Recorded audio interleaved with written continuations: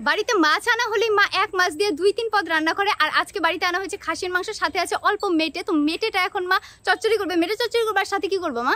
মেটে চচ্চড়ি করবো না, এমন ভাবে রান্না করবো আলু দিয়ে মাখা মাখা করে, যাতে রুটি পরোটা এগুলোর সাথেও খেতে পারে, ভাত দিয়েও মেখে খেতে পারে। আর যে কোনো কিছু রান্না করলেই স্পেশাল ভাবে কি সামনে পুজো না, সবকিছুই এখন স্পেশাল স্পেশাল। হ্যাঁ, সবকিছু স্পেশাল স্পেশাল। চল গিয়ে আদা রসুন পেঁয়াজ এগুলো ছিলে দিবি, আমি তাড়াতাড়ি রান্না বসাবো। ঝোল ঝোল রাখবো যাতে ভাত রুটি পরোটা এসব দিয়েও খাওয়া যায়, ভাত দিয়েও মেখে খাওয়া যায়। আর খুকি তো বলে যে একটু মাখা মাখা মেটে চচ্চড়ি করে দাও। আলু ছেলা হয়ে গেছে, আলু দিয়ে করবো, একটু মাখা মাখা ঝোল ঝোল করে করবো। সবগুলো একই সাইজ মতো কেটে যে পরিষ্কার করে আবারও ধুয়ে নিচ্ছি। অবশ্য কাটার আগে আমি কলতলা থেকে 2-1 বার ধুয়ে নিচ্ছি।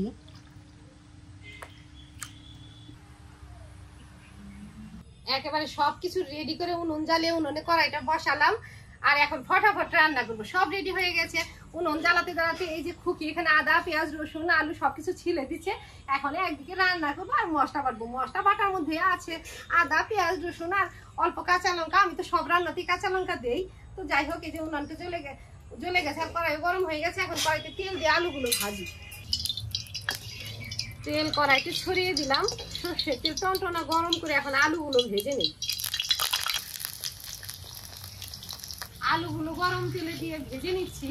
এই তেলে ফোড়ন দিব, তাই জন্য তেলটা একটু বেশি করে দিচ্ছি। একদম পেঁয়াজগুলো এখন কুচি করে নেবো আর পেঁয়াজ কুচি দিয়ে সবকিছু দিয়ে ফোড়ন দিয়ে দেবো। সবগুলো পেঁয়াজই পলে নিচ্ছি, এখান থেকেই বেটে দেবো। খাসির মাংসে তো কখনো কখনো পেঁয়াজ না বেটে একটু বড় বড় করেই দেই, তবে মেটেতে বেটেই দিতে হবে। এগুলো বেটে দেবো, একসাথে বাটবো। আর যে কোনো রান্নাতে আমি কাঁচা লঙ্কা দেই, আজকেও কাঁচা পাকা লঙ্কা মিশিয়ে নিচ্ছি, এগুলো বাটবো। পেঁয়াজগুলো আস্তে আস্তে ভাজা হতে থাক, এদিকে ফোড়নের যা সবকিছু দেবো সেগুলো নিয়ে আসি।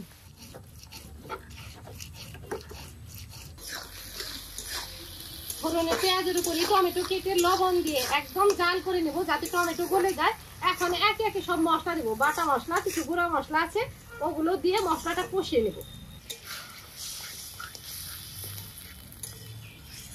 মশলাগুলো আর বেশি কষাবো না, এর উপরে মেটে দেবো, একসাথে কষিয়ে নেব।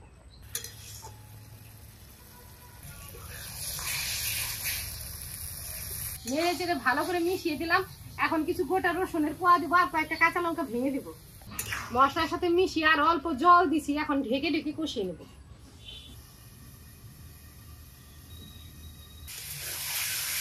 একেবারে পোড়া পোড়া করে কষিয়ে নিলাম। এখন ঝোলের জল দেব। যদিও বেশি ঝোল রাখবো না, তাও আবার এমন ভাবে রাখতে হবে যাতে ভাত খিচুড়ি মানে সবকিছুর সাথে খাওয়া যায়। আর খুকি তো আজকে বলছে এর সাথে স্পেশাল কিছু করে দেওয়ার জন্য। আগে এটা রান্না করে নামাই, তারপরে দেখি কি বানিয়ে দিই। ঝোলের জন্য গরম জল দিলাম, গরম জল দিয়ে নেড়ে চেড়ে মিশিয়ে দিই। এখন জাল হতে থাক। জিরে গরম মশলা গুঁড়ো দেবো, ধনে পাতা কুচি ছিটিয়ে নামিয়ে দেবো। জিরে গরম মশলা গুঁড়ো করে ছড়িয়ে দিলাম, নেড়ে চেড়ে মিশিয়ে দিই। আর জাল দিব না, উনুনে অনেক আঁচ আছে, এতটুকুতেই হয়ে যাবে। আমি ধনে পাতাগুলো পরিষ্কার করে নিয়ে আসি, কুচি করে উপর দিয়ে দিয়ে দেবো। খাসির মাংসে তো ধনে পাতা দেই না আমরা, তবে মেটে চচ্চড়িতে ধনে পাতা দিই। যদি আজকে মেটেটা চচ্চড়ি করছি না, একটু মাখা মাখা ঝোল ঝোলই করছি যাতে ভাত দিয়ে মেখে খাওয়া যায়।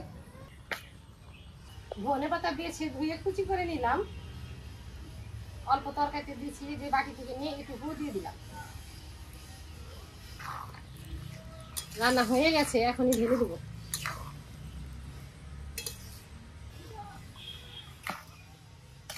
ঢেলে দিলাম, ঠান্ডা হলে জমে যাবে। এখন একটু গ্রেভি গ্রেভি আছে। গরম ভাত হয়েছে, এদিকে আলু দিয়ে মিটের তরকারিও নামাইছি। আর একবার খেলে তো শেষ হবে না, এখন ভাত দিয়ে খেয়ে নেই। তারপরে যদি রুটি লুচি যা করে দিই করে দিব। খুকি ওটা দিয়ে আবারও খাবে। লেবু চিপে নিলাম, গরম ভাত দিয়ে খাচ্ছি, খেতে সেই স্বাদ হয়েছে।